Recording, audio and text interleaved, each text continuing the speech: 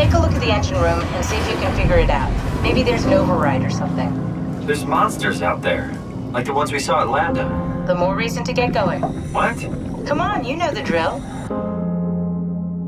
The team behind Penumbra and Amnesia have been hard at work on Soma for several years. The project is similar to their previous games: heavy atmosphere, big scares, and a deep mystery at the center of it all. They're going even deeper with Soma, setting the game at the bottom of the ocean. It's a terrifying ordeal that is sure to grab you when you least expect it, but are the stakes high enough to elevate it past their prior work? You slip into the shoes of Simon, who finds himself aboard the Pathos research facility on the ocean's floor that's been nearly wiped out by a digital plague of its own creation called WoW. You soon befriend a curious personality named Catherine, who guides you from outpost to outpost to help her complete an important mission.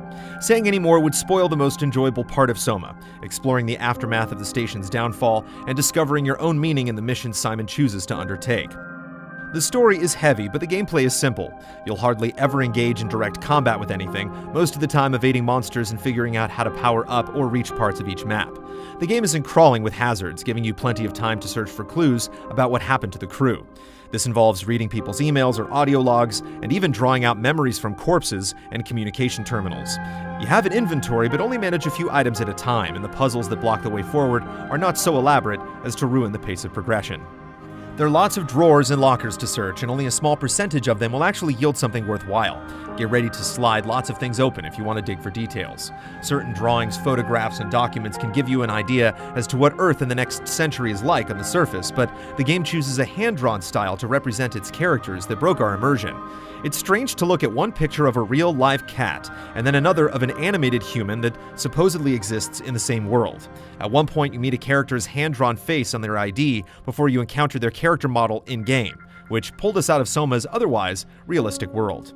What yanked us back in was the incredible sound design, which never lets you get completely comfortable. Soma is a lonely, emotionally draining experience, but not as chilling as previous titles from Frictional Games. The cat and mouse sections where you're eluding mind-reading mutations take place in areas with obvious loops, so survival is simply a matter of running in the right circle. We also only ever saw one screen that actually said, "You died." The rest of the time we simply stood up and continued from the point where we got knocked out, so the weight of each enemy encounter was depleted a bit as a result. What will keep you engaged through Soma is the persistent moral quandaries it raises, without forcing you to take sides. The game loves playing with perspective, challenging your notion of what it means to be a conscious being, and what we value as a species above all else. The true horror comes from the storytelling, and not necessarily the minute-to-minute survival sprints. That does sound useful. Alright, let's go then. The events are replayed by a diverse, believable cast with voices you'll come to recognize and communicate with in interesting ways. Some of the story threads are left dangling when the journey is over, and a few of the final confrontations are less impactful than anticipated, but Soma is still a game you'll want to talk about with other people that have played it. None of the questions it asks have easy answers, and while we didn't get to make many decisions that altered the story, we still wonder if some things could have gone another way. So I've found a good balance between awareness and ignorance. Does that mean I shouldn't think about this stuff, or are my thoughts actually making me cope?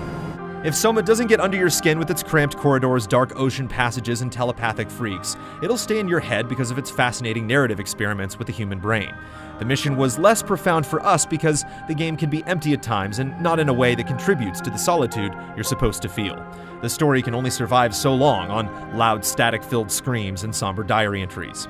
If you're a fan of Frictional Games, you'll find Soma equally spooky and thought-provoking. At times, it was difficult for us to maintain our immersion in this nightmare under the sea.